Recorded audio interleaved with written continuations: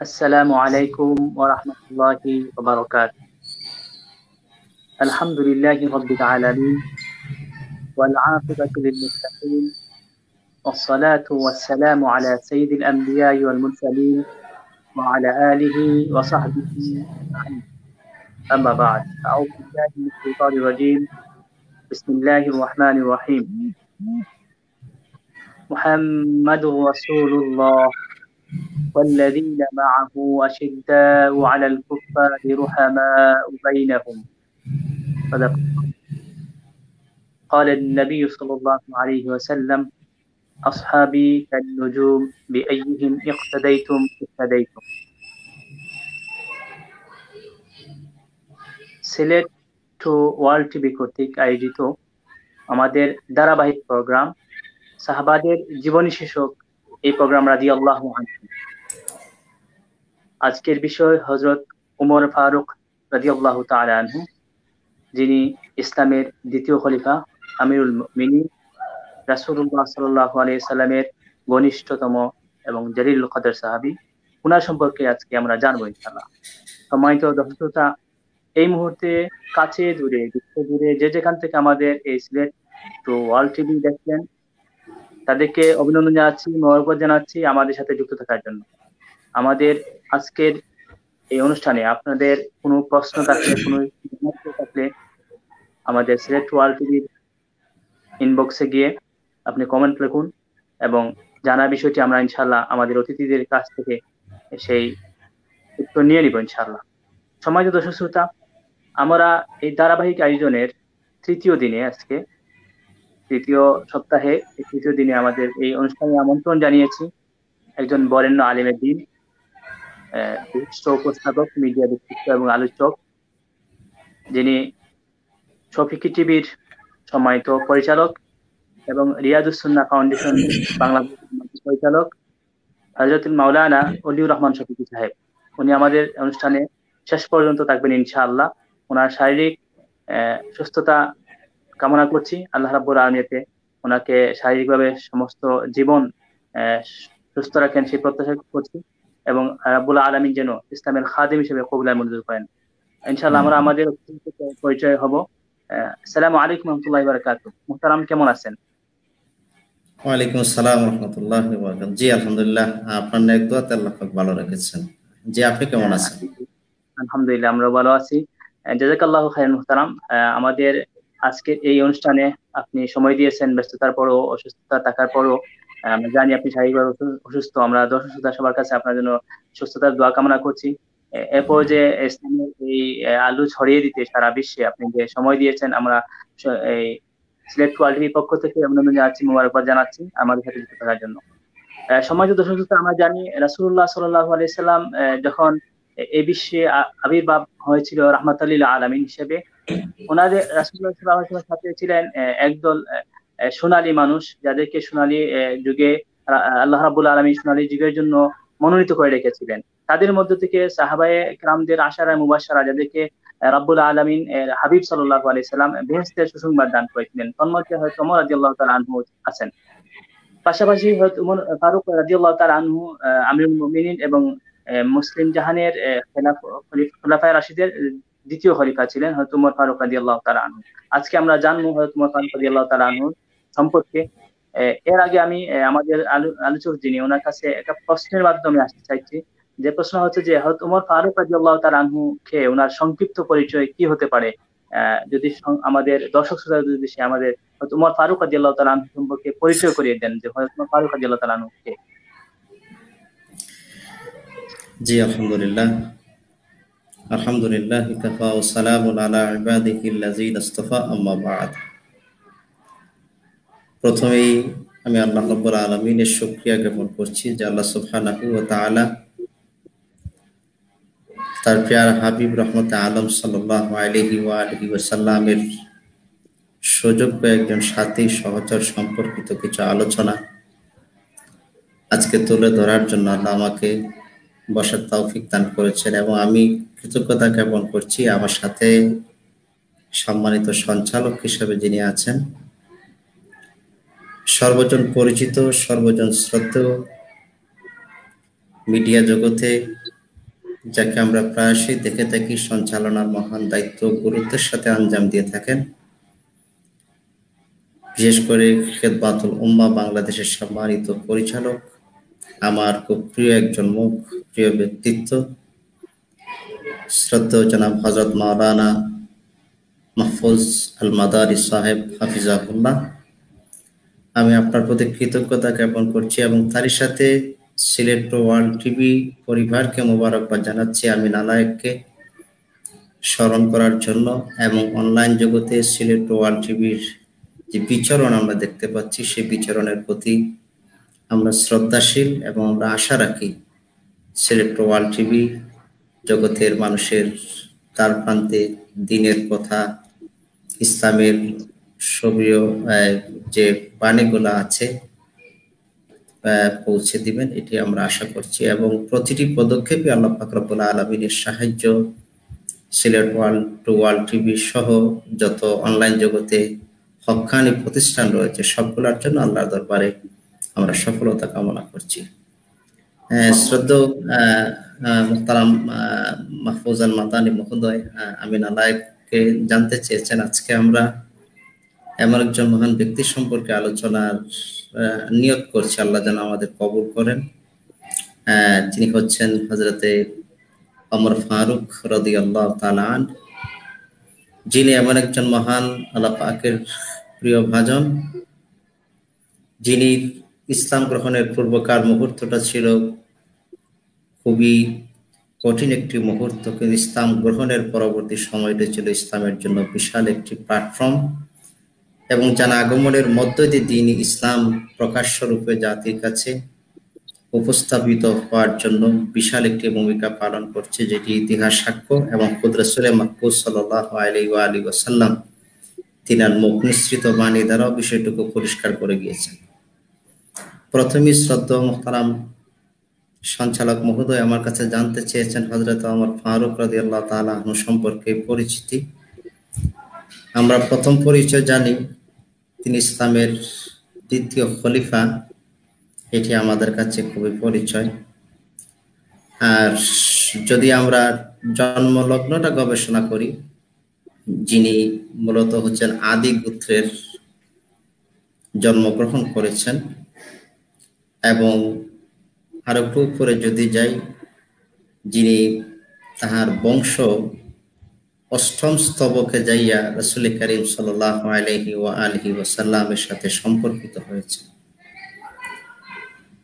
তিনার পিতা যিনি হচ্ছেন হযরতে খাত্তাব, যিনি তিনার পিতা খাত্তাব একজন বিশিষ্ট এবং সম্মানিত লোক ছিলেন।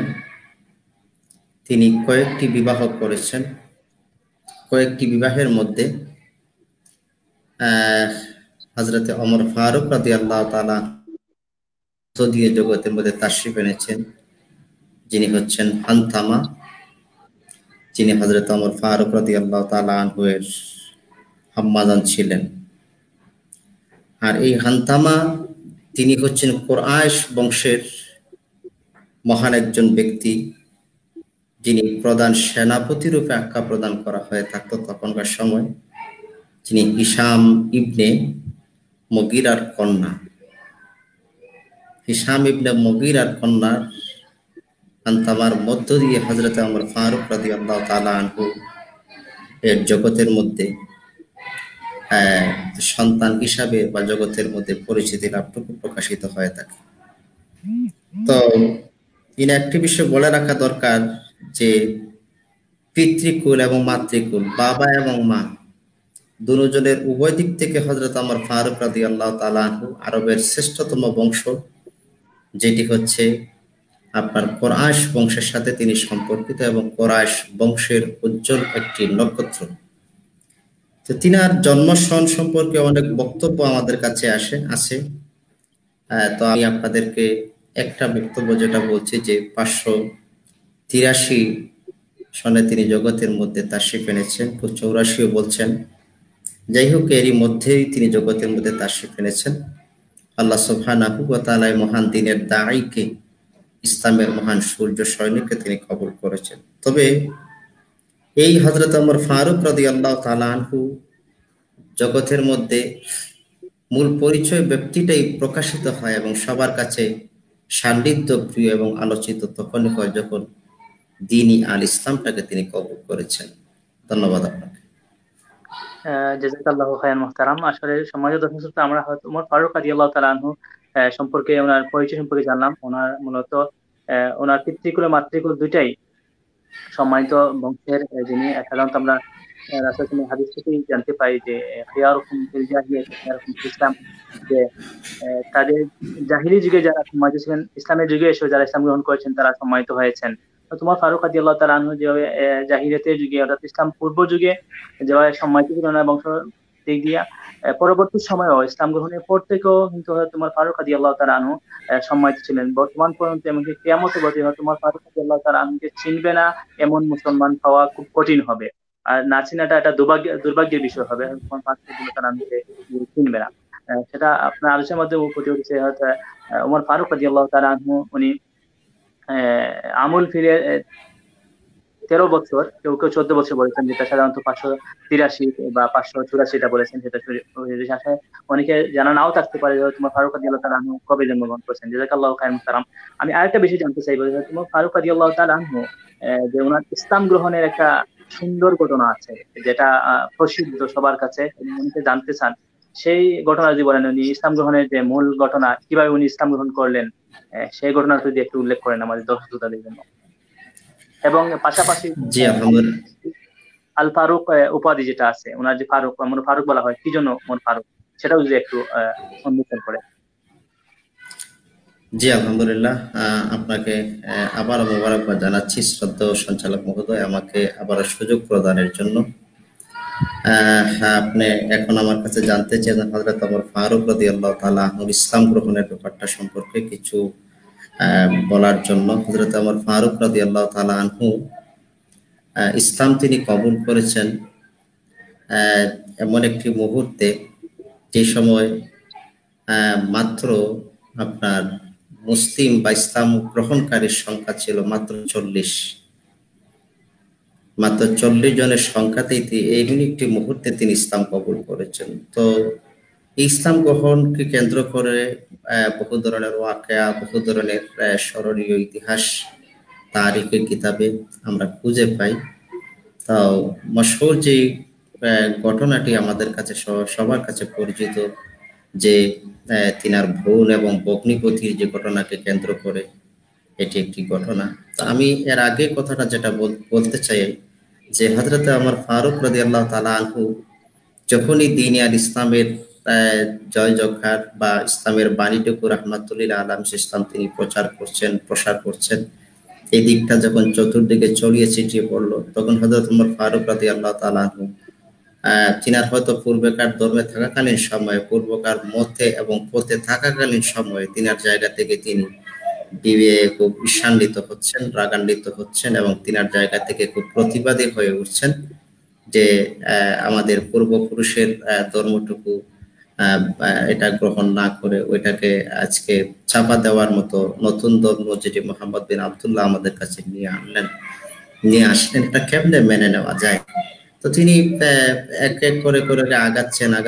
একটি পর্যায়ে সেই ধৈর্যের বাঁধও তিনার ভেঙে গেল এবং তিনি সেই রাগান্বিতর একটি পর্যায়ে নিজেকে একটা কঠিন সিদ্ধান্তে উপনীত হলেন। সেই সিদ্ধান্তের রূপ ধারায় তিনার জায়গা থেকে তিনি, আপনারা ভালো করে জানেন যে তিনার জায়গা থেকে তিনি রাঙ্গা তরবারিটুকু হাতে নিয়ে ঘর থেকে বের হয়েছেন।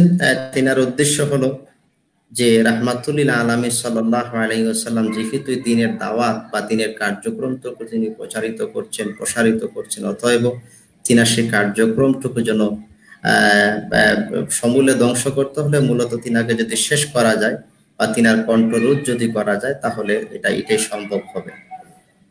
তো তিনি হযরত ওমর ফারুক রাদিয়াল্লাহু তাআলা আনহু তিনার জায়গা থেকে যখনই রাগান্বিত হওয়ার পথে রাঙ্গা তরবারি নিয়ে তিনি সামনের দিকে অগ্রগামী হচ্ছেন। কিন্তু আপনারা খুব ভালো করে জানেন, তিনি যখন রাস্তার দিকে রওনা হচ্ছেন, সেই রওনায় মূলত তাকে সবচেয়ে যে জিনিসটা বেশি পীড়া দিল, যে তাহার দাস দাসী যারা ছিলেন তারা ইসলাম কবুল করে নিলেন। তখন তিনি চিন্তিত হয়ে গেলেন যে এটা যদি হয় তাহলে তো আমার আর অস্তিত্ব থাকবে না, আমাদের পূর্বপুরুষের অস্তিত্ব আর থাকবে না। যাই হোক, তিনি শেষ পর্যন্ত ঈর্ষান্বিত হচ্ছেন বা রাগান্বিত হয়ে সামনের দিকে অগ্রগামী হলেন এবং তিনার জায়গা থেকে তিনি জানতে পারলেন যে অনেক মানুষ ইসলামের দলে দীক্ষিত হচ্ছে। রাস্তায় প্রতিমধ্যে একজনের সাক্ষাৎ হলো। তিনি জানতে চাইলেন আপনি কোন দিকে রওনা হচ্ছেন, কেনই বা আপনার কি মাকসাদ। তিনি বললেন যে মুহাম্মদ বিন আব্দুল্লাহ শিরোচ্ছেদ করে দেব, তিনার বডি থেকে মাথা আলোক করে দেব। আউযুবিল্লাহি মিন যালিক উদ্দেশ্য হলো কারণ তিনি নতুন ধর্ম ইসলামটাকে তিনি পাবলিসিটি করছেন, যার মধ্য দিয়ে আমরা আমাদের পূর্বপুরুষের ধর্ম যেটি আছে সেটা ধ্বংস হওয়ারই পথে। যাই হোক, তিনি যখন এই কথাটুকু প্রকাশ করলেন প্রতিমধ্যে যার সাথে সাক্ষাৎ হয়েছিল, তখন সাক্ষাতের পরিপ্রেক্ষিতে তিনি জবাবটা প্রদান করলেন যে আপনি আর মোহাম্মদ বিন আব্দুল্লাহ ইসলামকে আপনি শেষ করে লাভটা আর কি হবে এখানে। এটা মূলত তো আপনার গড়েই সমস্যা, আপনার একান্ত আপনজনরাই তো দিন কবুল করে নিচ্ছে। তিনি জানতে চাইলেন কে বা তোর সংবাদ। তিনার বোনের ফাতেমা বা তার ভগ্নিপতির সংবাদটুকু জানলেন। তো তারপরে তিনি রওনা হলেন, সেই দিকে যাইয়েই বাড়ির দিকে রওনা হচ্ছেন। বোনের বাড়ির দিকে যাইয়েই বোনের বাড়ির দ্বার প্রান্তে পৌঁছাকালীন সময় তিনি দেখতে পাইলেন যে শুনতে পাইলে তিনার জায়গা থেকে চমৎকার একটি আওয়াজ, যেটি আমরা খুব ভালো করে জানি পবিত্র কোরআনের সূরা তাহা তেলাওয়াতের শ্রবণ। তিনি ঘরে ঢুকে ঈর্ষান্বিত হলেন এবং তিনার বোনের প্রতি তিনি চড়াও হলেন এবং তিনার ভগ্নিপতির উপরেও চড়াও হলেন। বোনকে তিনি প্রহার করলেন। যাই হোক, এই ব্যাপারে এক পর্যায়ে তিনি বোনের গালে চপাটাঘাত করাতে বা গায়ে আঘাত করাতে রক্তক্ষরণ যখন হলো, সেই রক্তক্ষরণটা দেখে তিনি নিজেকে একটু অনুশোচনায় নিয়ে নিলেন যে কাজটা তো আমি ভালো করি নাই, আমি কাজটা অন্যায় করছি। এক পর্যায়ে তার মাইন্ড একটু নমনীয় হয়ে গেল। তিনি একটি পর্যায়ে বোনের কাছে সংবাদটা চাইলেন যে তুমি যে এতক্ষণ যা পাঠ করছিলে আমাকে একটু শোনা। যাই হোক, আপনারা ভালো করে জানেন সেই পাঠের শ্রবণটুকু তিনি বললেন যেটা দেওয়া যাবে না, এটি দিতে হলে মুসলমানের গণ্ডির ভিতরে প্রবেশ করতে হবে, অতএব তোমাকে প্রথমে রাহমাতুল লিল আলামিন ইসলামের দিকে রওনা হতে হবে। হযরত ওমর ফারুক রাদিয়াল্লাহু তাআলা এখান থেকে তিনি সোজা হযরত রাসূল মাকবুল সাল্লাল্লাহু আলাইহি ওয়াসাল্লামের উদ্দেশ্যে তিনি রওনা হলেন, রাঙ্গা তরবারি হাতে নিয়ে। আমার নবী তিনি দর্শ প্রদান করছেন সাহাবায়ে কেরাম রাদিয়াল্লাহু তাআলা আনহুম আজমাইনদেরকে সাথে নিয়ে। হযরত ওমর ফারুকের উপস্থিতি এমন ছিল যেই উপস্থিতির কারণে সবাই কিন্তু ভয়ভীতিশীলতায় ছিলেন যে হযরত ওমরের হাতে রাঙ্গা তরবারি। কিন্তু আমার নবী তিনি তাদেরকে অভয় প্রদান করবেন। আল্লাহ পাক রব্বুল আলামিন দুজাহানের সরদারকে এমন কিছু নিয়ামতপূর্ণ ইলম দান করেছেন যে ইলমের মধ্য দিয়ে সাহাবায়ে কেরাম রাদিয়াল্লাহু তাআলা তিনারাও হয়তো প্রাপ্ত হয়েছিলেন। আমার নবীকে আল্লাহ পাক রব্বুল আলামিন এমনটুকু জানার বা এতটুকু বোঝার উপলব্ধি করার, ওমরের যেই গতি জানেন যে ওমরের তরবারির আগে পড়লে কেউ থাকবে না, সবাই ধ্বংস হয়ে যাবে, সেই নবী তাদেরকে অভয় প্রদান করলেন যে চিন্তার কোনো কারণ নাই, আমরা আশাবাদী ওমরের কাছ থেকে ভালো একটি সংবাদ আমাদের কাছে অল্পক্ষণের ভিতরে প্রকাশিত হবে। যাই হোক, হযরত ওমর ফারুক রাদিয়াল্লাহু তাআলা সান্নিধ্যে আসলেন। আসার পরে তিনি নিজের অবস্থানটুকু প্রকাশ করলেন। জানতে চাওয়া হলো কি জন্য তোমার হঠাৎ আগমন। হযরত ওমর বললেন আমার আর কিছু চাওয়ার নেই, আমি একটি কথা, দ্বীন আর ইসলাম, শান্তি ধর্ম ইসলামটুকু আমি কবুল করে নেব। সুবহানাল্লাহ ওয়া বিহামদি সুবহানাল্লাহিল আযীম। আসলে হযরত ওমর ফারুকের সেই দিনকার রাহমাতুল লিল আলামিন ইসলামের কাছে এই যে দ্বীন ইসলামের দীক্ষা গ্রহণ, নূর রাহমাতুল লিল আলামিন ইসলামের প্রারম্ভিক সময়ের নির্যাতন, কষ্ট, ক্লেশ এবং তিনাশি অবস্থানে হৃদয়টুকু আসলে খুব ভারাক্রান্ত। তাছাড়া তো পিছনে আছে বাবার ব্যথা, মা হারা ব্যথা এবং পরিবার কেন্দ্রিক, আপনজন কেন্দ্রিক বারবার অত্যাচারের স্টেপ ডলারের সেই ইতিহাসগুলা। রাসূল মাকবুল সাল্লাল্লাহু আলাইহি ওয়াসাল্লাম হযরত ওমরের ইসলাম গ্রহণের ব্যাপারটা নূরের নরারি চেহারায় জীবনের আরেকটি নতুন জীবন ফিরে পাওয়ার মতো আমার নবী বহুত খুশি হলেন হযরত ওমরের দ্বীন আর ইসলামের দীক্ষিত হওয়ার পিছনে। অনেকগুলা ঘটনা, তার ভিতরে এই ঘটনাটা মশহুর বলে আমি আপনাদের কাছে প্রকাশ করলাম। আমি দুঃখিত, হয়তো আমি স্বাচ্ছন্দ্যে আজকে কথা বলতে পারছি না, আমি ক্ষমা প্রার্থী, আমাকে ক্ষমা সুন্দর দৃষ্টিতে দেখবেন। আপনারা জানেন হয়তো আমি শারীরিকভাবে অসুস্থ একটু। যাই হোক, আল্লাহ যতটুকু কবুল করেন। এখন একটি কথা মোহতারাম আমাকে জানতে চেয়েছেন শ্রদ্ধেয় মাহফুজ আল মাদানী মহোদয়, তিনি যে ফারুক উপাধি লাভ, মোহতারাম আপনি জানেন এবং সুপ্রিয় দর্শক বৃন্দ জানেন যে আমি প্রথমে একটি কথা বলেছিলাম যে যখন হযরত ওমর ফারুক রাদিয়াল্লাহু তাআলা দিনের ইসলামে তিনি প্রবেশ করলেন, তখন মাত্র মুসলিমদের সংখ্যা ছিল 40 জন। তাছাড়া ওমরের মতো ব্যক্তি যে তার অবস্থানে এত চড়া গতিতে, এত চড়া আওয়াজে, চড়া অবস্থানে তার প্রখরতা ছিল, কেউ কিন্তু প্রকাশ্যে দিন আর ইসলামটা প্রকাশ এবং প্রচারের কোনো সাহসিকতা তাদের হৃদয়ে ছিল না, এবং সাহস করাটাও খুব দুরূহ ব্যাপার ছিল। এমনকি বায়তুল্লাহ যারা তওয়াফ করতেন এবং বায়তুল্লাহ যারা তিনাদের ইবাদত বন্দেগীতে লিপ্ত থাকতেন, আপনি ভালো করে জানেন, ইতিহাস গবেষণা করলে পাওয়া যায় পুত্তলিকরা যে পোশাক আচার আচরণ যেগুলা ইউজ করতো, সাধারণত যারা হিকমত অবলম্বন করে দিনের পথে যারা ছিলেন বায়তুল্লাহর হেরেম শরীফে, তখন তিনারাই কার্য সম্পাদন, দিনের কার্য সম্পাদনটা সেইভাবেই তাদের মোটামুটি পরিবেশগত যে দিকটা, মানে তারা যেন বুঝে উঠতে না পারে আমরা আমাদের কাজটা করতেছি, সবাই লুকোচুরি করে গোপনে এমনই অবস্থা বা তাদের সাথে মিশে এমন সুকৌশলে তারা ইবাদতটুকু পালন করলেন। কিন্তু হযরত ওমর ফারুক রাদিয়াল্লাহু তাআলা আনহু যখন ইসলামের দলে দীক্ষিত হলেন, ইসলাম কবুল করলেন, ইসলামটা কবুল করার পরে হযরত ওমর ফারুক রাদিয়াল্লাহু তাআলা আনহু তিনি তখন এই প্রশ্নটা করেছিলেন, আমি যে আগে বলেছিলাম, হে রাহমাতুল লিল আলামিন ইসলাম, এই মুহূর্তে আপনার কাছে ইসলাম কবুল করনেওয়ালা তাদের সংখ্যাটা কতটুকু হবে? নবী বললেন, কেন? বলে, রাসূল আমি জানতে চাই। তো রাসূল ইসলাম বললেন যে আমার কাছে সংখ্যা মাত্র 40, তোমাকে নিয়ে এখন হলো 41। এখন ভালো কথা, এতদিন লুকিয়ে দিনই আর ইসলামটাকে একেবারে প্রকাশ করেছেন, প্রচার করেছেন, প্রসার করেছেন। আজকে আমি ওমর, আমি আপনাকে অভয় প্রদান করছি, আমরা ইসলামটাকে আর লুকিয়ে করব না, প্রতিটি ইবাদত আমরা প্রকাশ্য করব।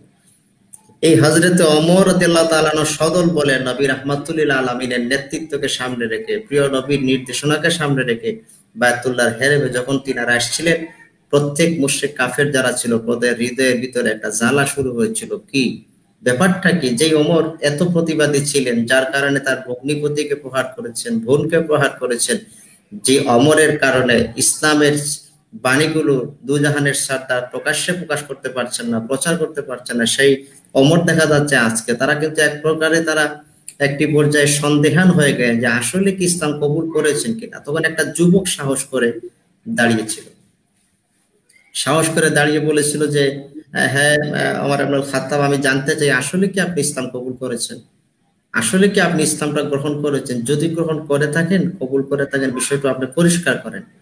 হযরত ওমর ফারুক রাদিয়াল্লাহু তাআলা আনহু তখন তিনি বললেন যে আমি ইসলাম শুধু কবুল করি নাই, তখন তার কুশ থেকে তরবারি বের করার সেই নিশানা দেখে বলেছিলেন, একটা কথা জেনে রাখো, যদি মুসলমানদের একটা কেশের কোনো ক্ষতি হয়, নবীর খাতে বায়াত গ্রহণকৃত দিন ইসলাম গ্রহণকারী কোন ব্যক্তির একটা কেশ যদি সেখানে মূলোৎপাটন করার কোন চিন্তাধারা করো, তাহলে ওমরের তরবারি যখন ছিল ওদের পক্ষে, এখন তোমাদের পক্ষে ব্যবহার করবো। সুবহানাল্লাহ ওয়া বিহামদিহি, সুবহানাল্লাহিল আযীম। হযরত ওমর ফারুক রাদিয়াল্লাহু তাআলা যখনই তিনি এই কথাটা বললেন, এই প্রকাশটা করলেন, তখন তারা তাদের জায়গা থেকে দূরে সরতে বাধ্য হলো। হযরত ওমর স্বাচ্ছন্দ্যে বায়তুল্লাহ তওয়াফ হলো, সেখানে ইবাদত বন্দেগী। আমার নবী তিনি খুশিতে আত্মহারা হয়ে গেলেন। হৃদয়ের গভীর থেকে ওমরকে বললেন, ওমর, যে অবস্থানে তুমি ছিলে আজকে তুমি সেই অবস্থানে নেই, তুমি আসলে সত্য এবং মিথ্যাকে পার্থক্য নিরূপণকারী ব্যক্তি। আমার জায়গা থেকে তোমাকে একটা একটা যেটা লাকব যেটি হয়, তোমাকে আমি ফারুক উপাধি প্রদান করছি, যার অর্থ হলো সত্য এবং মিথ্যা নিরূপণকারী। যে ওমর ফারুক তার কর্মময় জীবন এবং বাস্তব সাহসিকতা এবং সত্য জিনিসটা তুলে ধরার জন্য, মিথ্যাটা আলাদা করার জন্য রাহমাতুল লিল আলামিন ইসলামকে এমন একটি পরিবেশ অবস্থান দেখিয়েছিলেন বলে দুজাহানের সরদার রাহমাতুল লিল আলামিন ইসলামের মুখ নিঃসৃত জবান মোবারক থেকে আমার নবী তখন সেই দিন হযরত ওমর ফারুককে ফারুক উপাধিতে সেদিন ভূষিত প্রদান করেছিলেন। জি, ধন্যবাদ। জাযাকাল্লাহু খায়রান মুহতারাম। আসলে আমার আপনার আলোচনা আমি খুব মুগ্ধ হয়ে শুনছিলাম যে হযরত ওমর ফারুক রাদিয়াল্লাহু তাআলা আনহু সম্পর্কে আমরা যতই জানবো ততই মুগ্ধ হব, কারণ এই সোনালী যুগের সোনালী মানুষ, রাসূলুল্লাহ সাল্লাল্লাহু আলাইহি ওয়াসাল্লামের একান্ত সাহচর্য যিনি পেয়েছেন এবং যিনি 10টি বছর ইসলামের খলিফা হিসেবে এই মুসলিম জাহান পরিচালনা করেছেন, সম্মানিত দর্শক শ্রোতা, এমন একজন মহান ব্যক্তি আমরা চাইবো তোমার ফারুক রাদিয়াল্লাহু তাআলা আনহু এর জীবনের চুম্বক অংশটুকু জেনে নেওয়ার। আমরা আরেকটি প্রশ্ন আপনাকে করতে চাই, যে বিষয়টা আসলে আমরা জানি যে রাসূলুল্লাহ সাল্লাল্লাহু আলাইহি ওয়াসাল্লাম এই দুনিয়া থেকে চলে গেলেন, তোমার ফারুক রাদিয়াল্লাহু তাআলা আনহু সেটা মেনে নিতে চাইলেন না। এর পরবর্তীতে হযরত আবু বকর সিদ্দিক রাদিয়াল্লাহু তাআলা সে বক্তব্য দিলেন, এরপর হযরত তোমার ফারুক রাদিয়াল্লাহু তাআলা সেটা মেনে নিলেন। এরপর হযরত তোমার ফারুক রাদিয়াল্লাহু তাআলা হযরত আবু বকর সিদ্দিক রাদিয়াল্লাহু তাআলা আনহু ইসলামের প্রথম খলিফা হলেন। হযরত আবু বকর সিদ্দিক রাদিয়াল্লাহু তাআলা আনহু প্রায় 2 বছর পরে উনিও দুনিয়া ছেড়ে চলে গেলেন। এরপরে ওমর ফারুক রাদিয়াল্লাহু তাআলা আনহু ইসলামের দ্বিতীয় খলিফা হলেন। এই যে ইসলামের দ্বিতীয় খলিফা নির্বাচনের সময়কাল বা উনি কিভাবে খলিফা মনোনীত হলেন সে বিষয়ে যদি আপনি একটু আলোকপাত করেন, যে ওনার খেলাফত সংক্রান্ত বা খলিফা হওয়ার কিভাবে উনি খলিফা নির্বাচিত হলেন সেটা যদি একটু আলোকপাত করেন সংক্ষেপে। জি, ধন্যবাদ শ্রদ্ধা মোহতারাম মাহফুজাল মাদানী মহোদয়, আমাকে আবার সুযোগ প্রদানের জন্য। আরেকটি পয়েন্টে কথা বলতে চেয়েছেন যে হযরতে ওমর ফারুক রাদিয়াল্লাহু তাআলা আনহু জীবনের বিশাল একটি অধ্যায় হচ্ছে শাসন ব্যবস্থা, যে শাসন ব্যবস্থা এখন শুধু মুসলিম নয় অমুসলিম সবাই কিন্তু খুব শ্রদ্ধার সাথে এটিকে মূল্যায়ন করে থাকে। এবং হযরত ওমর ফারুকের শাসন ব্যবস্থা এতই চাকচিক্যপূর্ণ, স্বচ্ছ এবং খুবই প্রখরপূর্ণ ছিল, যার কারণে পৃথিবীর ইতিহাসে এটি ওমরের শাসন বিষয়টুকু সবার হৃদয়াঙ্গন হয়েই থাকবে, এতে কোনো সন্দেহ নেই। তো আপনি ভালো করে জানেন যে হযরতে রাসূল করিম সাল্লাল্লাহু আলাইহি ওয়া আলিহি ওয়াসাল্লামের জগৎ থেকে আমাদের কাছ থেকে আলাদা হওয়ার পরে হযরতে আবু বকর সিদ্দিক রাদিয়াল্লাহু তাআলা আনহু খেলাফত গ্রহণের ব্যাপারে কিছু বিলম্বিত হয়েছিল, যে কে খলিফা হবেন কে হবেন না। এই বিষয় নিয়ে অনেক ধরনের ধর্মজাল কিছুটা সৃষ্টি হলেও কিন্তু বহুবিধ কারণে সবাই একমতে উপনীত হলেন আবু বকর সিদ্দিক রাদিয়াল্লাহু তাআলা আনহু রাহমাতুল্লাহ আলাইহির পরে খেলাফতের মস্তদে আদিষ্ট হবেন। কিন্তু রাসূলুল্লাহ ইসলাম বহুবিধ আলামত প্রকাশ করেছিলেন। আলামত থেকে সাহাবায়ে কেরাম রাদিয়াল্লাহু তাআলা আনহু তার নবী ইসলামের বিভিন্ন কাজে হযরতে আবু বকর সিদ্দিক রাদিয়াল্লাহু তাআলা আনহুকে বিভিন্ন ক্ষেত্রে প্রাধান্যের বিষয়টুকু এখানে মূল্যায়িত হয়েছিল। তাছাড়া হযরতে রাসূলুল্লাহ ইসলামের জীবদ্দশা আবু বকর সিদ্দিক রাদিয়াল্লাহু তাআলা আনহুর ইমামত গ্রহণ বা নামাজের ইমামত, এগুলো বিভিন্ন মিলিয়ে কিন্তু ডাইরেক্ট আবু বকর সিদ্দিক রাদিয়াল্লাহু তাআলা আনহুর ব্যাপারে বিশ্বনবী রাহমাতুল্লাহ ইসলামের নির্দেশনা ছিল না বা এমন কৌল ছিল না যে আবু বকরই আমার পরে খলিফা হবেন। তো যাই হোক সাহাবায়ে কেরাম এখানে ইজমা করলেন, বৈঠক করে সিদ্ধান্তে আবু বকর সিদ্দিক খেলাফতের আসীন হলেন। কিন্তু হযরতে ওমর ফারুক রাদিয়াল্লাহু তাআলা আনহুর ব্যাপারটা ছিল ভিন্ন, খুবই ভিন্ন। ভিন্নতার ব্যাপারটা হলো এই, হযরতে আবু বকর সিদ্দিক রাদিয়াল্লাহু তাআলা আনহু যখন তিনি বুঝতে পারলেন অন্তিম একটা মুহূর্ত, যে মুহূর্তটা হয়তো তিনি বুঝতে পেরেছেন যে আমার হয়তো জীবনের জগৎ থেকে বিদায় নেওয়ার শেষ একটি মুহূর্ত, অতএব সেই শেষ মুহূর্তে আমাকে একজন ব্যক্তি দরকার। তখন তিনার জায়গা থেকে তিনি যাকে প্রথমেই ডেকেছিলেন বা যার মধ্য দিয়ে এই দায়িত্বভারটা অর্পণ করবেন, সেটা একজনের মধ্য দিয়ে তিনি ডেকেছিলেন হযরত ওমর ফারুক রাদিয়াল্লাহু তাআলা আনহুকে। হযরত ওমর ফারুক রাদিয়াল্লাহু তাআলা ডাক দিয়ে বলেন, দায়িত্বভারটা গ্রহণ করো। সবচেয়ে আশ্চর্যের একটি ব্যাপার হলো, জগতের দিকে যদি আমরা তাকাই যে আজকে দায়িত্ব গ্রহণের ক্ষেত্রে আমরা উৎসাহিত। আজকে এখানে একটা শিক্ষা, আমরা একটু পরে সংবাদ থেকে আমরা আগেই অগ্রিম যে কথাটা বলতে চাই, দায়িত্ব গ্রহণের ক্ষেত্রে আমরা উৎসাহিত। কে আমাকে পদ দিল না, পদবি দিল না, চেয়ার দিল না, আমাকে সভাপতি বানালো না, সেক্রেটারি বানালো না, এই চিন্তা এই মানসিকতা আমাদের কাছে। কিন্তু প্রত্যেকেই তো বলছি আমরা সাহাবায়ে কেরাম রাদিয়াল্লাহু তাআলা আনহুম আজমাইনদের অনুসৃত পথে আছি, তিনাদেরকে মানি, প্রিয় নবীর মতো পথটাই মানি। তো একটু যদি গবেষণা করা যায়, হযরত ওমর ফারুক রাদিয়াল্লাহু তাআলা আনহুকে আবু বকর সিদ্দিক রাদিয়াল্লাহু তাআলা যখন প্রস্তাব প্রদান করলেন, দায়িত্বভার তোমাকে এখনই নিতে হবে, কারণ আমার অন্তিম একটা মুহূর্ত, আমার ভাবছি যে হয়তো আমি আর বেশি দিন পৃথিবীতে থাকবো না, বা আমি এখনই বিদায় নেওয়া মুহূর্ত। হযরত ওমর ফারুক রাদিয়াল্লাহু তাআলা তখন কওলটা ছিল যে আমি খেলাফতের দায়িত্ব নিতে চাই না, বা আমি খেলাফতের দায়িত্ব সর্বোপরি কথা তিনি অনাগ্রহিতা হলেন। যখনই ওমর ফারুক এই কথাটা বললেন রাদিয়াল্লাহু তাআলা, তখন হযরত আবু বকর সিদ্দিক রাদিয়াল্লাহু তাআলা উত্তরে প্রদান করলেন, তুমি চাইলে না কি হবে, খেলাফত তোমাকে চায়। সুবহানাল্লাহ ওয়া বিহামদিহি, সুবহানাল্লাহ।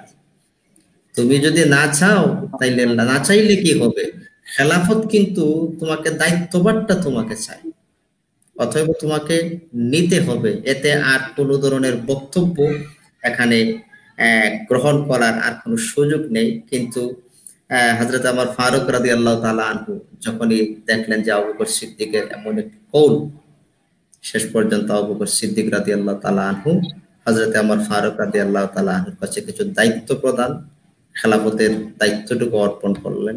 এতটুকু তিনি বুঝিয়ে দিলেন। হযরত আমার ফারুক রাদিয়াল্লাহু তাআলা আনহু তখন তিনি তার দায়িত্বটা তার কাঁধের উপরে তুলে নিলেন। এটি হলো সংক্ষিপ্ত আমার কাছে। জাযাকাল্লাহু খায়রান মুহতারাম। আসলে আমরা আগেই বলেছি সংক্ষেপে শেষ করে নিব ইনশাআল্লাহ আমাদের প্রোগ্রাম। সম্মানিত দর্শক শ্রোতা, আমি আসলে দুঃখ প্রকাশ করছি এই জন্য, আর বিশেষ করে আমাদের সম্মানিত আলোচক মুহতারাম ওয়ালিউর রহমান শফিকি সাহেব, শ্রদ্ধাভাজন ব্যক্তিত্ব, উনি শারীরিকভাবে অসুস্থ বোধ করছেন, এরপরেও আমাদের সাথে উনি ওয়াদাবদ্ধ হওয়ার কারণেই আজকে আপনাদের সম্মুখে উপস্থিত হয়েছেন, সময় দিয়েছেন। আমি ওনার জন্য আপনাদের কাছে দোয়া কামনা করছি। আল্লাহ রাব্বুল আলামিনের কাছে তাড়াতাড়ি সুস্থ হন, আল্লাহ রাব্বুল আলামিন ওনাকে তাড়াতাড়ি সুস্থ করেন। আমরাও দোয়া করছি আল্লাহু আজিলান বিগাইরি আজিলিন। সর্বশেষ যে বিষয়টা আমি জানতে চাইবো, আসলে হযরত উমর ফারুক রাদিয়াল্লাহু তাআলা আনহু যখন খেলাফত মুসলিম জাহানের চতুর্দিকেই ইসলামের জয় জয়কার অবস্থা, তখন সময় আমরা জানি উমর ফারুক রাদিয়াল্লাহু তাআলা আনহু উনি শহীদি দরজা লাভের জন্য দোয়া করতেন রাব্বুল আলামিনের কাছে, যে উনাকে যাতে শাহাদাতের মৃত্যু দান করা হয়। আমরা এও জানি রাসূলুল্লাহ সাল্লাল্লাহু আলাইহি ওয়াসাল্লাম যখন একদিন উহুদ পাহাড়ের মধ্যে ছিলেন, তখন পাহাড়টা একটু প্রকম্পিত হচ্ছিল। ওই মুহূর্তে রাসূলুল্লাহ সাল্লাল্লাহু আলাইহি ওয়াসাল্লামের সাথে ছিলেন হযরত আবু বকর সিদ্দিক রাদিয়াল্লাহু তাআলা আনহু এবং উমর ফারুক রাদিয়াল্লাহু তাআলা আনহু এবং ওসমান রাদিয়াল্লাহু তাআলা আনহু। তখন রাসূলুল্লাহ সাল্লাল্লাহু আলাইহি ওয়াসাল্লাম পাহাড়কে লাঠি দিয়ে আঘাত করে বলছিলেন, পাহাড় থেমে যাও, তোমার পর একজন নবী আছেন, একজন শহীদ আছেন এবং দুইজন শহীদ আছেন। তার মানে আমরা এখানে বুঝতেই পারি এখানে রাসূলুল্লাহ সাল্লাল্লাহু আলাইহি ওয়াসাল্লাম ছিলেন, হযরত আবু বকর সিদ্দিক রাদিয়াল্লাহু তাআলা ছিলেন, উনি সিদ্দিক, এবং দুইজন শহীদ দ্বারা হযরত উমর রাদিয়াল্লাহু তাআলা আনহু এবং হযরত উসমান রাদিয়াল্লাহু তাআলা আনহু কে উদ্দেশ্য করা হচ্ছে। আমরা হযরত উমর ফারুক রাদিয়াল্লাহু তাআলা আনহু শাসনকাল সম্পর্কে যদি জানতে চাই, আসলে বিশাল আলোচনা হয়ে যাবে, সেটা আসলে সংক্ষেপে আলোচনা শেষ করা যাবে না। আমরা চলে যাচ্ছি শেষের দিকে। উমর ফারুক রাদিয়াল্লাহু তাআলা আনহুর ইন্তেকালের ঘটনাটা, কিভাবে উনি ইন্তেকাল করলেন, বা শহীদি যে এই তামান্না, ওনার শহীদ তামান্না কি পূর্ণ হলো কিনা, সেটা সম্পর্কে যদি একটু আলোচনা করেন। জি আলহামদুলিল্লাহ, আপনাকে অসংখ্য মোবারকবাদ শ্রদ্ধা মুহতারাম মাহফুজ আল মাদানী মহোদয়। হযরতে ওমর ফারুক রাদিয়াল্লাহু তাআলা জীবনের তামান্না ছিল, তিনার আশা ছিল এবং প্রতিনিয়ত আল্লাহর কাছে এই কথাটাই ছিল, আল্লাহ যেন শাহাদাতের মর্যাদাটুকু যেন তিনাকে তিনি দান করেন। এবং হযরতে ওমর ফারুক রাদিয়াল্লাহু তাআলা আনহু এই দোয়াটুকু আল্লাহ পাক তিনি কবুল করেছেনই বটে। আপনি খুব ভালো করে জানেন যে হযরত ওমর ফারুক রাদিয়াল্লাহু তাআলা আনহু আগেকার রাষ্ট্রীয় প্রধান যিনারা ছিলেন, ওমর ফারুক রাদিয়াল্লাহু তাআলা দেখেন বিশাল একটি সাম্রাজ্য। আমি এখানে একটি কথা আপনাকে একটু পিছনে চলে যেতে চাই, যে কতগুলা দেশ বা বিশাল একটি সাম্রাজ্য যিনার অধীনস্থ ছিল, কিন্তু তিনার সেই রাষ্ট্রীয় পরিচালনা করার যে রাজপ্রাসাদ বা কার্যালয়, সে কিন্তু মসজিদে নববী ছিল। সেই মসজিদের নববীর মসনদ থেকেই কিন্তু দেশ পরিচালনা করেছেন, রাজ্য পরিচালনা করেছেন, এবং সেখানে কিন্তু মহান ইমামতের দায়িত্বটাও কিন্তু গ্রহণ করতেন, নিজে চালাতেন হযরত ওমর ফারুক রাদিয়াল্লাহু তাআলা। শুধু যে দেশ চালাতেন তা নয়, ইমামতের দায়িত্বটাও কিন্তু পালন করতেন। হযরত ওমর ফারুক রাদিয়াল্লাহু তাআলা আনহু চিরদিনের নিতান্তই একটা অভ্যাস ছিল, তিনি মসজিদের ভিতরে যখনই প্রবেশ করতেন, মসজিদে নববীতে যখন প্রবেশের জন্য তিনি বের হতেন, তখন তিনি ঢুকেই প্রথমে তিনি স্লোগান প্রদান করতেন যে কাঁথা সোজা কর। এই যে কাঁথা সোজা করার, তো বাকি মুসল্লি কারাম তিনারা কাঁথা সোজা করতেন। কাঁথা সোজা করার পরে সবাই দাঁড়িয়ে যাইতেন, এই ফাঁকা রাস্তা দিয়ে হযরত ওমর তিনি ঢুকে যেতেন। তারপরে সেখানে কাঁথা সোজা করে ওমর ফারুক রাদিয়াল্লাহু তাআলা আনহুর একটা অভ্যাস ছিল চিরাচরিত, তিনি ঘুরে দেখতেন যে কাঁথা সোজা আছে কিনা, ফাঁকা জায়গা আছে কিনা। এখানে আমরা একটা বিষয়, মসজিদের দায়িত্বরত যারা ইমাম সাহেব আছেন, তিনারাও এই সুযোগটা নিতে পারেন যে অনেক সময় এখন হয়তো কোভিড-19 কারণে যে শারীরিক আমরা দূরত্ব বজায় রেখে হয়তো কিছুটা ফাঁকা রাখছি, সেটা ভিন্ন কথা, কিন্তু যে এই দিকটা কিন্তু খেয়াল করা দরকার যে মুসল্লিরা ঠিক মতো দাঁড়াচ্ছে কিনা। এখানে কিন্তু অনেকে মুসল্লিরা আছে এখানে তাড়াহুড়া করে থাকে না। ইমাম কি ইমামের জায়গায় সর্বস্বাধীনতাই প্রদান করতে হবে, এতে কোনো সন্দেহ নাই। হযরত ওমর ফারুক রাদিয়াল্লাহু তাআলা আনহু তিনি কিন্তু এটি ফলো করতেন যে কেউ মানে এটা ফাঁকা রাখছে কিনা। হযরত ওমর ফারুক রাদিয়াল্লাহু তাআলা আনহু ঠিক তখনই ঢুকলেন, ঢোকার পরে পিছন থেকে একামত প্রদান করা হলো। একামত প্রদানটা করার পরেই আবু বকর সিদ্দিক হযরত ওমর ফারুক রাদিয়াল্লাহু তাআলা আনহু যখন নামাজে দাঁড়াবেন, নামাজে প্রস্তুতি নেবেন, ঠিক ওই মুহূর্তে একটি আওয়াজ দিলেন যে একটা কালো কুকুর আমাকে কামড়িয়ে ধরেছে, কালো কুকুর কামড়িয়ে ধরেছে, এমন একটি কথা। কিন্তু কালো কুকুর কামড়িয়ে ধরেছে মানে বিষয়টুকু হযরত ওমর ফারুক রাদিয়াল্লাহু তাআলা আনহু যখনই বললেন, সবাই বুঝতে পারলেন যে লোকটা নামাজে দাঁড়ানো অবস্থায় যখন তিনি প্রস্তুতি গ্রহণ করলেন, ঠিক এই মুহূর্তে ছুরি নিয়ে তিনার উপরে উপর্য করে আঘাত প্রদান করা শুরু করলেন। যে আঘাতের কারণে হযরতে ওমর ফারুক রাদিয়াল্লাহু তাআলা আনহু তিনার জায়গা থেকে একটি পর্যায়ে জমিনে পড়ে যান, রক্তক্ষরণ হয়। কয়েকজন মিলে তিনাকে সরিয়ে রাখলেন, নামাজ ঠিক গতিতে চলল। নামাজের পরেই হযরতে ওমর ফারুক রাদিয়াল্লাহু তাআলা আনহু তিনার এই অবস্থা যখন হলো, তখন তিনি জানতে চাইলেন। কিন্তু এখানে একটি কথা রাখি যে সেই লোকটা কিন্তু যখনই হযরত ওমর ফারুক রাদিয়াল্লাহু তাআলা আনহুকে আঘাত প্রদান করলো, সেই আঘাতের পরে সে কিন্তু তার জায়গায় স্থির ছিল না। তখন সে পালানোর চেষ্টা করলো। পালানোর জায়গায় সেখানে আরো 10 থেকে 12 জন লোককে ছুটে যাওয়ার সময় বিভিন্নভাবে আঘাত করলো, এবং সেখানেই সে আঘাতের কারণে প্রায় আরো 5 থেকে 7 জন লোক এই আঘাতের কারণে পরে ইন্তেকাল করেছেন বা শাহাদাত বরণ করেছেন তিনাদের জায়গা থেকে। জি, শাহাদাত বরণ করেছেন। যাই হোক, তো এখানে ওমর ফারুক রাদিয়াল্লাহু তাআলা আনহু তিনাকে যখন আঘাত প্রদান করলো, প্রচন্ড রক্তক্ষরণ হচ্ছে। এই রক্তক্ষরণের পরে যদিও তিনি ওই সময় জগৎ থেকে বিদায় নেননি, কিন্তু আল্লাহ পাক রব্বুল আলামিনের একটা দোয়া বা আল্লাহ পাকের দয়া দেখেন, ওমর ফারুক রাদিয়াল্লাহু তাআলা যে জীবনের একটা মোনাজাত ছিল যে আল্লাহ আমাকে শাহাদাতের মৃত্যু দাও, সেই শাহাদাতের মৃত্যুটা আল্লাহ পাক রব্বুল আলামিন এর কয়েক ইয়ের ভিতরেই তিনি এর মধ্য দিয়ে এই যাতনা বা এই ক্ষতবিক্ষতর এই আঘাতের যে প্রতিক্রিয়া কারণে তিনি জগৎ থেকে বিদায় মুহূর্ত জগতে চলে যাবেন। কিন্তু এখানে একটা বিষয় খেয়াল রাখার কথা, হযরত ওমর ফারুক রাদিয়াল্লাহু তাআলা আনহু যখন সেই আঘাতে আক্রান্ত আঘাত করা হলো, বা কিন্তু এই লোকটা কিন্তু সে মগিরা গোত্রের কালো লোকটা ছিল, নিগ্রো গোলামটি এমনই কাজটা করেছে, যেটা খুবই ন্যাক্কারজনক। পৃথিবীর ইতিহাসে, মুসলমানদের ইতিহাসে খুবই কলঙ্কম একটা অধ্যায় সে বহন করে আছে। যাই হোক, হযরত ওমর ফারুক রাদিয়াল্লাহু তাআলা আনহু কিন্তু একটা বিষয় যখন তিনি বুঝতে পারছেন যে অন্তিম একটা মুহূর্ত, তিনার ছেলে ওমর বিন আব্দুল্লাহকে তিনি ডাক দিয়ে বলেন যে, আব্দুল্লাহ, আমার কিরকম ঋণ আছে, এই জিনিসগুলা দেখো, আমার কাছে মানুষ কিরকম ঋণ পায়।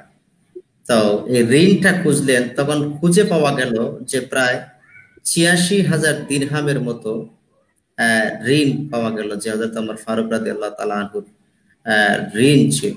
কিন্তু ১৩০ টাকার মতো তিনি দেখেন রাষ্ট্রীয় পরিচালনা থাকা অবস্থায় একজন রাষ্ট্রের প্রধান ১৩০, বা যদি আমি কম বেশি বলে থাকি আল্লাহ মাফ করুক, এই পরিমাণ অংশ দিয়ে তিনি শক্ত বা বড় আটার রুটি, তাছাড়া আপনার যে গোস্ত বা খেজুর দিয়ে তিনি দিনারিপাত করতেন। এগুলা দিয়ে আসলে সংকুলান হয় না। আজকে রাজপ্রসাদ বা রাজা বা রাষ্ট্রীয় প্রধান তো বহুদূর। আমরা যদি এখন সাম্প্রতিক যদি একটু শাহেদের ঘটনা, ঢাকার শাহেদ, তাছাড়া এই যে শেখ সেলিমের ছেলে কি নাম জানে আরেকজন, এরপরে কিছুদিন আগে আপনার আকবরের যে ইতিহাস, আকবরের যে রাজার হালের বিষয়, ওরা তো কত নিচে। তো বিভিন্ন দেশে রাজা প্রজাদের অবস্থা কেমন আল্লাহ ভালো জানেন, আমরা তো জানি না। কিন্তু আজকে একটা বিষয় চিন্তা করেন যে কত কষ্টের ভিতর দিয়ে হযরত ওমর ফারুক রাদিয়াল্লাহু তাআলা আনহু তিনি দিনানিপাত করেছেন, রাষ্ট্রের কার্য তিনি সম্পাদন করেছেন। মাত্র ১৩০ বা কম বেশ যেটি হোক, এই পরিমাণ রাষ্ট্রীয় অনুদান বা রাষ্ট্রীয় বেতনভুক্ত হয়ে তিনি কাজটা করেছেন। কিন্তু ওমর ফারুক রাদিয়াল্লাহু তাআলা ৮৬,০০০-এর মতো যে ঋণ হলো, ওমর ফারুক রাদিয়াল্লাহু নিজের ছেলেকে তিনি নির্দেশ প্রদান করলেন যে আমার সম্পদ যা আছে বিক্রি দিয়ে হলেও এটা তুমি ঋণটা মারো। তাও যদি না হয় তাহলে আমার কুরাইশ বংশের কাছ থেকে তুমি এটা নাও, নিয়ে ধার করে এটাকে দিয়ে দাও। যাই হোক, শেষ পর্যন্ত সবচেয়ে বড় কথা হলো হযরত ওমর ফারুক রাদিয়াল্লাহু তাআলা আনহুর মকবুলিয়ত আল্লাহর কাছে যে কত ছিল আপনি ভালো করে জানেন। ওমরের অনেক কওলকে উপলক্ষ করে কোরআনের অনেক আয়াত আল্লাহ নাযিল করেছেন। ওমর এই কথাটা বলেছেন, এটাকে আল্লাহকে কিন্তু তিনার শরিয়া আইন হিসেবে গ্রহণ করে নিয়েছেন এবং সেটি কোরআনের মাধ্যমে প্রকাশ করেছেন। সেই ওমর রাদিয়াল্লাহু তাআলা আনহুর জীবনের একটা স্বপ্ন ছিল যে আমি যেন প্যারা নবী রাহমাতে আলম ইসলামের কাছে যেন শায়িত হতে পারি। এই যে একটা মনের, কিন্তু এই যে দুষ্ট আপনার যে কালো নিগ্রো লোকটা যখন আক্রমণ করলো, আক্রমণে তিনি আক্রান্তিত হলেন, যখন তিনি বুঝতে পারছেন যে আমাকে বিদায় নেওয়ার মুহূর্ত, ঠিক ওই মুহূর্তে নিজের ছেলে আব্দুল্লাহকে বলছে, তুমি একটু আম্মা জান আয়েশা সিদ্দিকা রাদিয়াল্লাহু তাআলা আনহার কাছে যাও, তুমি যাই এই কথাটা বলো যে আমার মনের তামান্না যেন আমি রাহমাতুল্লিল আলাম ইসলামের কাছে আমি শায়িত হতে চাই। দেখেন আব্দুল্লাহ বিন ওমর যখনই তিনি গেলেন আমাদের আয়েশা সিদ্দিকা রাদিয়াল্লাহু তাআলা আনহার কাছে, তিনি অনুমতি চাইলেন, অনুমতি দেওয়া হলো, ঢুকলেন। বাবা হযরত ওমর ফারুক রাদিয়াল্লাহু তাআলা আনহু মনের তামান্নাটা প্রকাশ করলেন। ঠিক ওই মুহূর্তে হযরত আম্মা আয়েশা সিদ্দিকা রাদিয়াল্লাহু তাআলা আনহা তিনি বলেন যে আমার ইচ্ছা ছিল এই জায়গায়, কিন্তু আমার অধিকার বা আমার ইয়েটাকে এর উপরে আমি তোমার বাবা হযরত ওমর ফারুকের ইয়েকে প্রাধান্য দিলাম, অতএব তোমাকে বাবাকে বলে দিও আমি সম্মতি প্রকাশ করছি, তিনি এখানেই সমাহিত হবেন বা এখানে তিনি কবরস্থ হবেন। সুবহানাল্লাহ বিহামদি সুবহানাল্লাহিল আযীম। তো এই যে হযরত ওমর ফারুক রাদিয়াল্লাহু তাআলা আনহুর প্রতি যে এই যে হত্যা বা নেককার, এগুলো আসলে সবই কিছু আল্লাহ পাকের খেলা, কিন্তু এটি ইতিহাস থেকে থাকে কিছু মানুষের জীবন। কিন্তু ওমর সেই দিন যে যদিও তাৎক্ষণিক হয়তো জগতে বিদায় নেন নাই, সেই বেতা সেই যন্ত্রণার যে বিদায় নিয়েছেন, এটা নিঃসন্দেহে ওমর ফারুক রাদিয়াল্লাহু তাআলা আনহুর ছোট শাহাদাতের পূর্বাভাস ছিল এবং সেই মধ্য দিয়ে তিনি জগৎ থেকে বিদায় নিয়েছেন। আমরা সৌভাগ্যবান হযরত ওমর ফারুক রাদিয়াল্লাহু তাআলা আনহুর মতো মহান একজন ব্যক্তি যিনি ইসলামের জন্য এমন করেছেন এবং আল্লাহর রাহে এবং তিনি আল্লাহর মকবুলিয়ত হয়ে শাহাদাতের মধ্য দিয়ে জগৎ থেকে বিদায় নিয়েছেন। ধন্যবাদ আপনাকে। জাযাকাল্লাহু খায়রান মুহতারাম। আসলে আপনার কথাগুলো খুব মুগ্ধ হয়ে শুনছিলাম। আসলে উম্মাহাতুল মুমিনিনরাও এভাবে দিনকে প্রাণ ভরে মহব্বত করতেন। ওনারা রাসূল সাল্লাল্লাহু আলাইহি ওয়াসাল্লামের সহধর্মিণী হওয়া সত্ত্বেও হয়তো ওমর রাদিয়াল্লাহু তাআলা আনহু বা হযরত আবু বকর সিদ্দিক রাদিয়াল্লাহু তাআলা আনহুর প্রতি তাদের যে মহব্বত ভালোবাসা ছিল সেটা আসলে অতুলনীয়। সম্মানিত দর্শক শ্রোতা, আমরা অনুষ্ঠানের শেষ পর্যায়ে আপনারা দেখছেন সাহাবায়ে কেরামের জীবন শীর্ষক ধারাবাহিক আলোচনা রাদিয়াল্লাহু আনহুম। আমাদের আজকের বিষয় ছিল আমিরুল মুমিনিন ওমর ফারুক রাদিয়াল্লাহু তাআলা আনহু এর জীবনী। আমাদের সাথে আছেন সম্মানিত আলোচক, বিশিষ্ট মিডিয়া সম্মানিত পরিচালক এবং রিয়াদুস সুন্নাহ ফাউন্ডেশনের সম্মানিত পরিচালক বরেণ্য আলেমে দ্বীন হযরত মাওলানা ওলিউর রহমান শফিকি সাহেব। সম্মানিত দর্শক শ্রোতা, আমরা দেরি করব না। মুহতারাম, আপনার একটু সদয় একটি বিষয় দুই একটি পয়েন্ট যদি দুই একটি কথা না বলি তাহলে হযরত ওমর ফারুক রাদিয়াল্লাহু তাআলা আনহুর প্রতি হক আদায় হবে না, ইজাজত কামনা করছি। অবশ্যই অবশ্যই অবশ্যই অবশ্যই।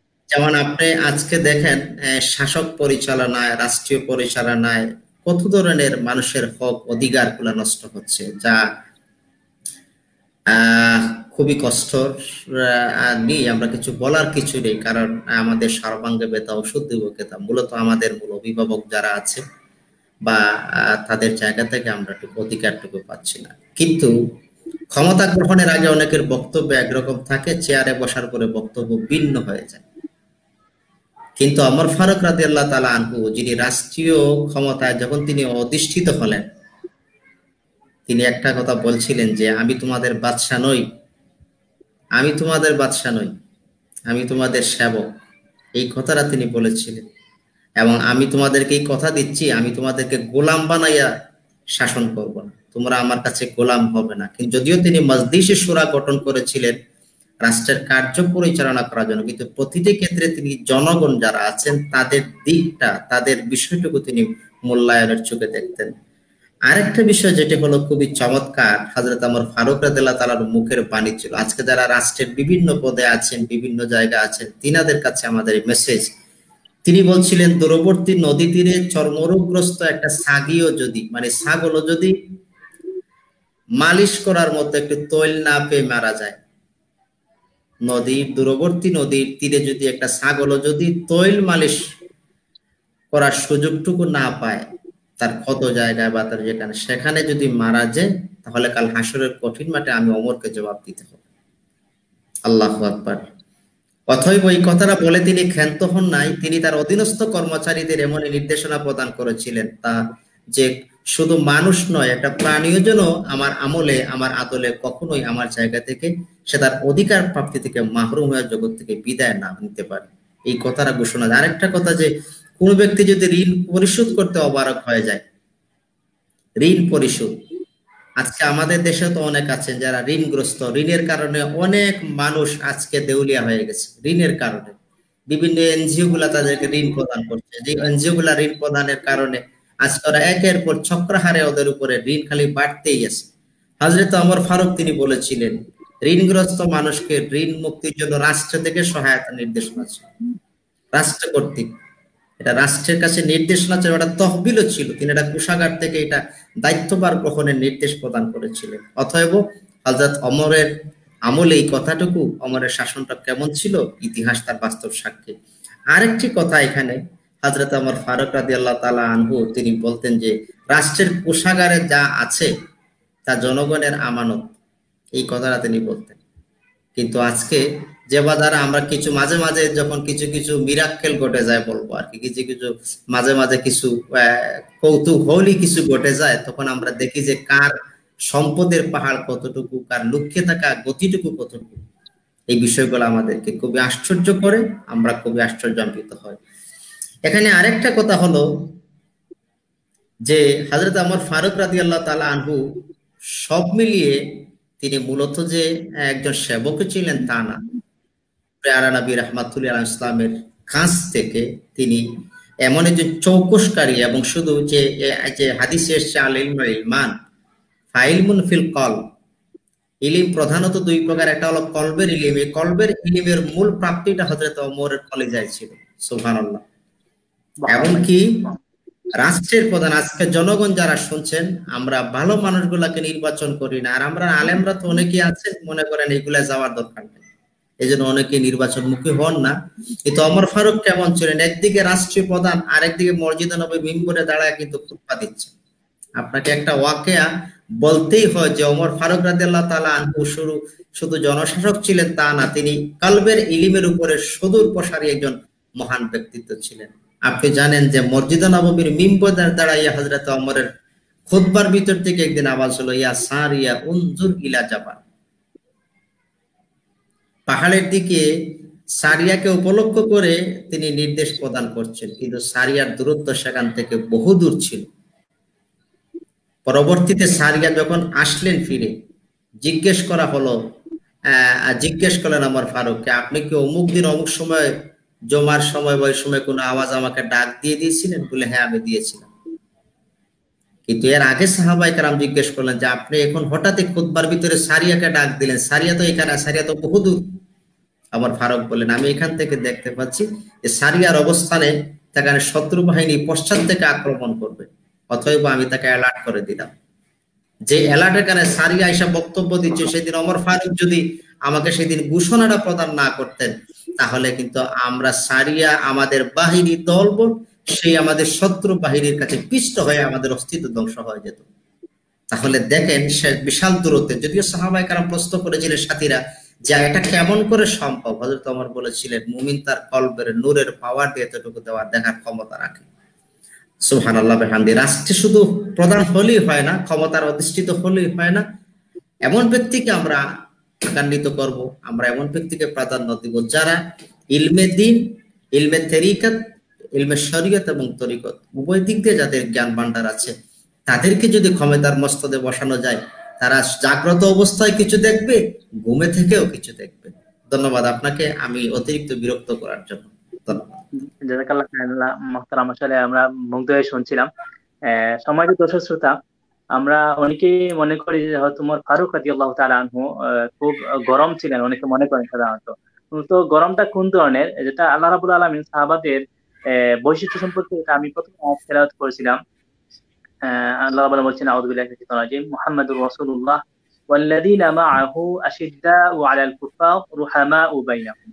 তো এটা হচ্ছে হযরত ওমর ফারুক রাদিয়াল্লাহু তাআলা আনহুর যে বৈশিষ্ট্যের মধ্যে ছিল যে উনি অন্যায়ের বিরুদ্ধে ছিলেন কঠোর, অর্থাৎ যেখানে অন্যায় দেখেছেন উনি কোনোভাবে মেনে নিতে পারতেন না, যেটা সবসময় বজ্র কঠোর ছিলেন এবং নিজেদের মধ্যে ন্যায়ের পক্ষে সবসময় ছিলেন কোমল থেকে কোমলতর।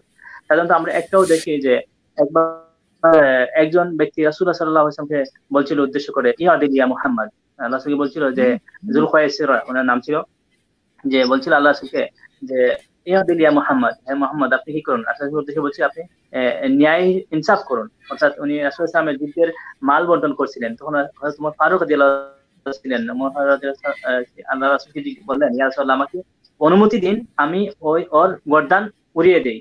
এই যে রাসূলুল্লাহ সাল্লাল্লাহু আলাইহি ওয়াসাল্লাম এখানে ইনসাফ করতেছেন, রাসূলুল্লাহ চাইতে কে আছে পৃথিবীতে যে হচ্ছে বড় ইনসাফকারী, সেখানে হযরত ওমর রাদিয়াল্লাহু তাআলা ছিলেন কঠোর, অর্থাৎ অন্যায়ের বিরুদ্ধে হযরত ওমর ফারুক রাদিয়াল্লাহু ছিলেন সবসময় কঠোর, আর ন্যায়ের পক্ষে সবসময় ছিলেন কোমল থেকে কোমলতর। সম্মানিত দর্শক শ্রোতা, আমরা অনুষ্ঠানের শেষ পর্যায়ে আমরা 5 মিনিটের মধ্যে ইনশাআল্লাহ শেষ করে দেব। সর্বশেষ আমাদের আলোচকের কাছে 2 মিনিট আমরা জানতে চাইবো, আপনার যদি কোনো মেসেজ থাকে হযরত ওমর ফারুক রাদিয়াল্লাহু তাআলা আনহুর জীবনীর মধ্য দিয়া আমাদের যুবক সমাজকে আপনি যদি কোনো মেসেজ দিতে চান, সংক্ষেপে 2 মিনিটের মধ্যে আপনি তা উল্লেখ করেন। জি আলহামদুলিল্লাহ, আপনাকে অসংখ্য মোবারকবাদ আমাকে আবারও সুযোগ প্রদানের জন্য। জি, আমি হযরত ওমর ফারুক রাদিয়াল্লাহু তাআলা আনহুর ব্যাপারে এতটুকুই বলবো যে আমরা সাহাবায়ে কারামের চমৎকার জীবন আদর্শ আমরা গ্রহণ করব। যে উপাধিটা তিনি পেয়েছিলেন ফারুক, সত্য এবং মিথ্যা পার্থক্যকারী হিসাবে আল্লাহর ইসলামের সুমহান কৌল ছিল। আমরা দেখতে পাচ্ছি, আমরা আমাদের চোখের সামনে এই বিষয়গুলো আজকে প্রকাশিত হয়ে আছে, যেটি হলো আমরা দেখতে পাচ্ছি সত্যকে মিথ্যা বানানো হচ্ছে, মিথ্যাকে সত্য বানানো হচ্ছে। এই যে সত্যকে মিথ্যা দিয়ে ডাকার চেষ্টা করা হচ্ছে, এই যে বিষয়টুকু, হ্যাঁ আমি তো একজন মানুষ, কুল্লুকুম রাঈন ওয়া কুল্লুকুম মাসউলুন আন রাইয়াতিহি।